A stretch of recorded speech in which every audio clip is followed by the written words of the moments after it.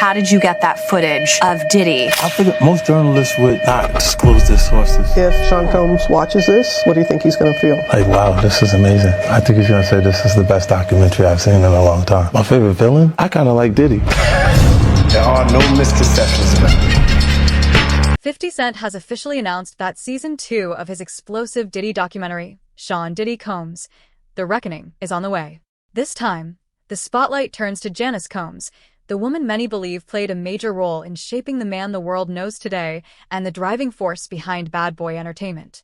Reports claim Netflix chose not to include this footage in Season 1, but 50 Cent is no longer holding back. He is now preparing to release the revealing footage directly on YouTube, promising viewers a side of the story they have. Yeah, my mom's gorgeous. Let me introduce you to my mom, called Mom Dukes. Hi. She's getting a drip with me. She's hydrating. What's up, Mom? Everything's good, baby. I'm here with you. Yeah. I love you. I love you too. The story begins with Diddy's early childhood. In the documentary, childhood friend Tim Patterson recalled that Diddy's father, a well-known Harlem figure, was killed when Diddy was still a toddler. After his father's death, his mother, Janice, stepped in, took control, and transformed their home into a gathering place for high-profile parties. It was during those events that Diddy first became exposed to the adult world of power, influence, and street reputation. Everyone in the neighborhood knew exactly what was happening behind Diddy mom, she came out defending her son, man. How you feel about that? She made a comment saying that he's not a monster. I guess this is my newfound career, so I'm going to say what on my mind and what I think, brother. First of all, that's his mother. Wrong, right, or indifferent, she gonna lie, steal, keep, and protect her child. That's what she's supposed to do. But the apple don't fall far from the tree, man. You gotta realize that. You know, he didn't get all this from his daddy because he didn't know his daddy, even though they try to say his daddy was some big time drug dealer in the whole 9 yards. You understand? He didn't get this from his daddy. You gotta realize, man, you know, his mother had a modeling agency, and it was alleged that it was also ladies of the night, a prostitution ring too, or these ladies was doing things other than modeling. From the very beginning, Janice was described as someone driven by ambition and influence, marrying a Harlem figure to establish her place in that world. After Diddy's father passed away, she reportedly focused on shaping Diddy into the key to her own success. In the documentary, Patterson remembered a stage setup inside their living room where Diddy and other children would dance, perform, and entertain guests while the crowd cheered. Do that dance, baby. As he soaked it all in, Diddy was learning from an early age how fame, attention... Remember when I said Diddy mother might be the originator of the freak-offs? All right, so tomorrow Peacock is dropping. According to the Rolling Stone, the doc features an alleged childhood friend of Puff's, hip-hop producer Tim Dog Patterson. He alleged that Janice, Diddy's mom, would often throw parties at Diddy's childhood home. He says that during the parties, it wasn't uncommon to walk into rooms where adults was having sex. I mean, that was just their normal. And the doc, when talking about the parties, Tim says, verbatim, that's what we were privy to. This was what we were fed. Was it the same? The darker side of Diddy's upbringing comes into focus as people close to him describe how calculated his mother's influence appeared to be. Sources familiar with the family, including Gene Deal, have claimed that the relationship between Diddy and Janice often made others uncomfortable, revealing how deeply she shaped his understanding of attention, admiration, and control from a young age. According to those accounts, these lessons would later influence his rise in the music industry. This man was talking about that his mother could take her palms and bend over and put them down on the floor. Not bend over, but she could stand straight up and put her palms on the floor, bruh. He's saying that about his mother. Who describes any of their mother actions like that in a sexual way? And then, you know, I don't know how many dudes do kiss their mother in their mouth when they 50, 60 years old or something like that. That's them, that's their whole thing, man. But that was a little kind of weird for me. And then his mother wore the same white fingernail polish that Cassie described that he liked to see her and other models in. when she was describing her lawsuit.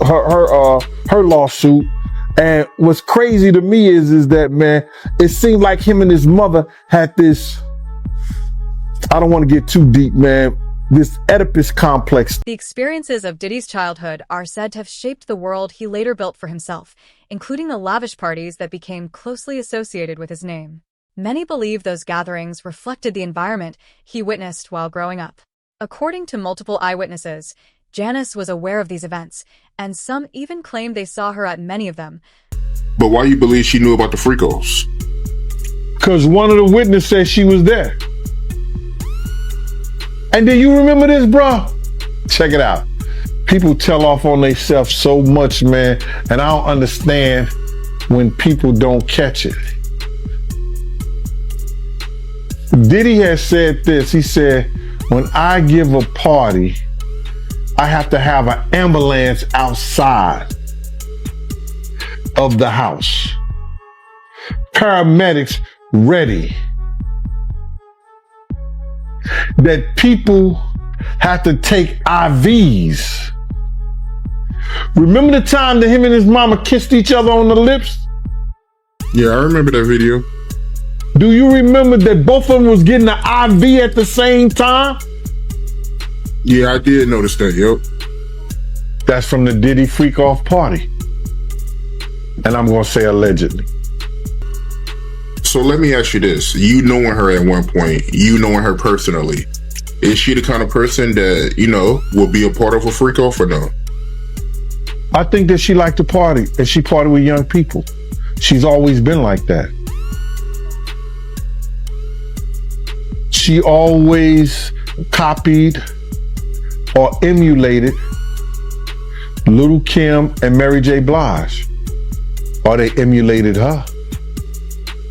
The blonde hair, the nails, the high boots, the age-appropriate, inappropriate clothing. Gene Deal has said he always believed there was something unusual about the closeness between Diddy and his mother. After Diddy's father passed away, Janice reportedly placed him in the role of the man of the house, giving him tremendous responsibility at a very young age. As time went on, their relationship was described as becoming increasingly controlling, with Janice deeply involved in Diddy's personal life and parties, influencing many of the decisions and behaviors that would later define his rise. A relationship, whether it's physical or mental, with a mother and a son. So I'm looking at his mother and him on the couch, and both of them are getting IVs after one of the Diddy parties. Allegedly. I'm gonna say allegedly because I wasn't there and I didn't know, but they showed them both getting IVs on the couch. So my whole thing about this thing is that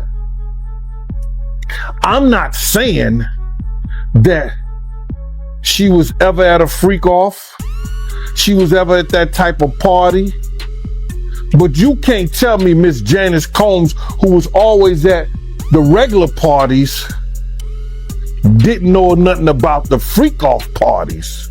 According to reports, Cassie also described some of the unusual and unsettling behavior within the household. Janice's influence was said to extend into nearly every part of Diddy's life, including family traditions and routines that shocked people around them. Those claims painted a picture of an environment that was controlling, unusual, and deeply memorable. For the situation where they say he was trying to shape Misa into his mother, can you see that? Like, Yeah, with the blonde hair and yeah, and all of that. I mean, somebody really asked a question: what kind of man puts his hands on his mother? The same kind of man that parties with his mom, the same kind of man who kisses his mom in the mouth, the same kind of man who seems to have accurate knowledge that his elderly mother can put both of her hands, her palms, on the floor while she's standing up, bent over. Oh damn, I ain't seen that one. Oh. You never seen the Instagram video where he was talking about how his mom is still young and spry and how she still liked the party and how they was getting a IV drip? Oh. And she was kissing him in the mouth on the video. And was like, yeah, my mom can bend over and touch the floor with her palms. It's a very, very, very weird relationship. Looking back, Diddy's early life has been described as being shaped by chaos and influence that went far beyond a typical childhood. Reports claim that while he was still young, Janice managed an active social scene inside their home, with people constantly coming and going under her direction. Those who were present have described it as an open secret. Growing up in that environment, Diddy was said to absorb lessons about control, organization, and power that would later influence his career in the music industry. How you feel about, her? I mean, they alleging that she was, having freak-offs. I spoke to a man, Mr. Brown, who used to go to the freak-offs. And this guy lives in Georgia right now. And he told me that he was a stick-up kid back in the day. And one time he had robbed one of their spots. And he went back and he had got the money and gave them their money back and everything like that. And he knew Miss Combs and he knew about her and her freak-offs and everything like that. We had always thought that she had a modeling agency, but it wasn't a modeling agency. It was more of a brothel that she ran for high-profile drug dealers and athletes. You could tell I could tell that Miss Combs at the time, and actually saw her, like young guys. She came at me a couple of times back in my heyday, before the extra 75 pounds back then. And the reason I left Bad Boy wasn't only because of her advances, it was because I got tired of a lot of the bullshit. Not surprisingly, Janice has denied the allegations presented in the documentary and released a public statement rejecting the claims. However, many observers have pointed to one detail. Despite how serious and damaging the accusations appear, neither Janice nor Diddy has reportedly taken legal action against 50 Cent or Netflix. Combs is speaking out about the Netflix documentary, Sean Combs' The Reckoning.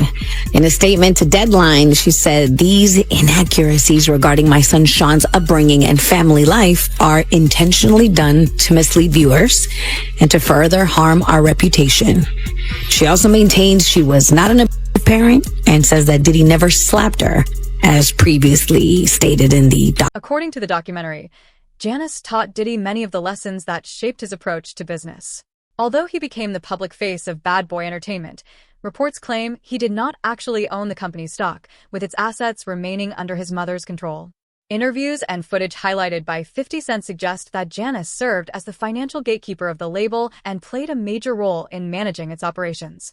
Some insiders have even claimed that Diddy transferred important documents into her name, not simply out of respect or obligation, but as a strategic way to protect assets and maintain an extra layer of legal protection. He is Bad Boy. You think it's Diddy, it's Janice Combs. Janice Combs is Bad Boy. Man. You don't actually sign to Diddy. His name is on a dotted line, but you actually sign it to Janice Combs. Did he ever tell you why that is, or do you understand? Now that I'm older, I know exactly what it is. It's a paper trail, so nothing can come bite me. If you come for me, you ain't coming for me. I ain't got nothing. You going to my... So, why was Janice the one holding ownership if Diddy appeared to be running the company? The answer may go back to December 1991, when Diddy organized a celebrity charity basketball game at City College. Before the event even started, chaos erupted after a large crowd rushed inside, triggering a tragic stampede that claimed 9 lives. Facing lawsuits from the victims' families, Diddy reportedly realized that if another incident like this ever happened, his personal assets could be at risk. Some believe this explains why ownership of the empire remained. The 2000s and 2010s, Diddy was really prospering, music, business, fashion. And one of the things that he had said, what he alleged in the documentary, and again, this is an allegation from him, was that the name Bad Boy Entertainment, Combs's name was not really involved in that on the corporate side. And one of the things he's saying is the reason for that was to avoid having to pay any liability from, the devastating basketball game that had happened in the early 90s, where he was the subject of wrongful death lawsuits because of the multiple deaths that had occurred as a result of that basketball game that Diddy was behind organizing. So that was really, surprising to hear. Yeah, that was a big allegation, because the families of the victims killed in that stampede, it was horrible. We're talking about December 28th, 1991. Combs, fellow rapper Heavy D, they hosted this charity basketball game. The game took place at the gymnasium of the City College of New York. And according to the New York Daily News, before the basketball game started, people who weren't let inside, they broke a window, swarmed toward the entrance of the gym, all went down a staircase. The doors at the bottom of those stairs opened towards the stairs, not towards the gym. So once a crowd got down there, they couldn't get the doors open and people started being crushed. 9 people died. Dozens of others were injured. And there were no criminal charges that were ever filed against anyone for the stampede, but multiple families and injured victims, they filed. Gene Deal, who says he witnessed the events firsthand, places the responsibility directly on Diddy. According to his account, security measures were insufficient, warnings were ignored, and the tragedy could have been prevented. Many people believe Diddy should be held accountable for what happened that day, viewing it as a powerful reminder of the responsibility that comes with influence and... I was at City College. You understand? I was there. I was doing security. My team was supposed to have the outside.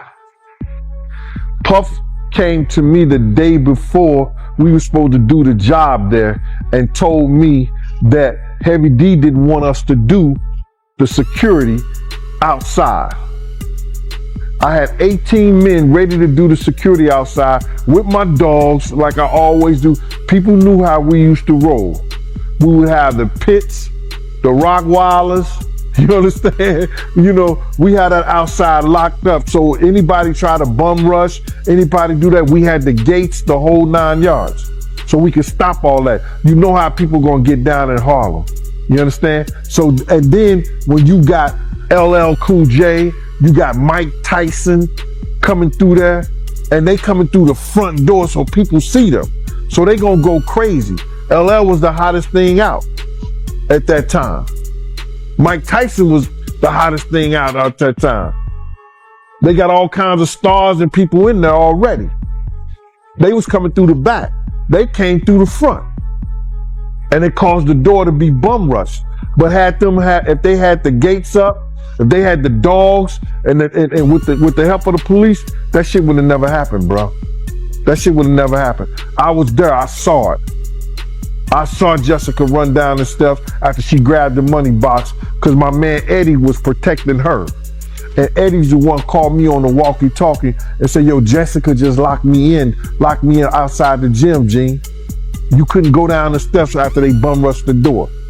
You understand? I had to run around the whole gym on the outside, around the gym, down the steps, run across the basketball court, and open the front door. When I opened that one door, because it pushed inside, people start squeezing through that. Then I just kept doing the doors, and people was coming in there, falling dead, right out, just falling out right there. And once they got in there, they just fell out. It was crazy, bro. He just wanted us to do inside the gym to make sure that nobody, be over the celebrities like that. That's what he wanted my team to do. But most of the celebrities gonna have their own security anyway. You know what I'm saying? That was just a way to cut our security off anyway. So he cut the security and he got the FOIs, and the FOIs left their post, and that's how the people bum rushed the door, and 9 people died by going down those corridors. And you blame Diddy for that?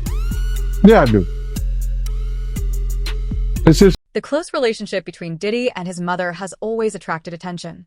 But according to those who have followed his life, the long-term effects of his upbringing became even more visible in the way he later approached his own family, revealing patterns of behavior that have continued to raise questions and spark discussion. Again, I know the freak offs that his son is there. Like, it seems like he likes to get down with his kids. Yeah. But that wasn't all. Just to hear Little Rod say, like, the boys were around. Roger Bonds talked about the children as well. What kind of parenting relationship is that? But then again, that goes back to the conversation of Lori Harvey, Steve Harvey's daughter. It was all known that she was spotted in them streets with Justin, and then she was spotted in them streets with Diddy, and they all tried to sit there and pretend like that wasn't what it was. Like, I don't know if anybody has not noticed, but ever since Diddy got pinched, they've all been trying to pretend like all of the stuff that we've seen that happened, that they was all involved in Diddy. Reports claim that people within Diddy's circle are now trying to stop the release of 50 Cent's documentary. According to those reports, Diddy sent a cease and desist letter describing the project as defamatory, misleading, and intentionally harmful. His legal team has argued that the allegations are unproven, exaggerated, and designed to damage reputations rather than present verified facts. However, one detail has caught the attention of many observers. The reported legal action did not come after season 1.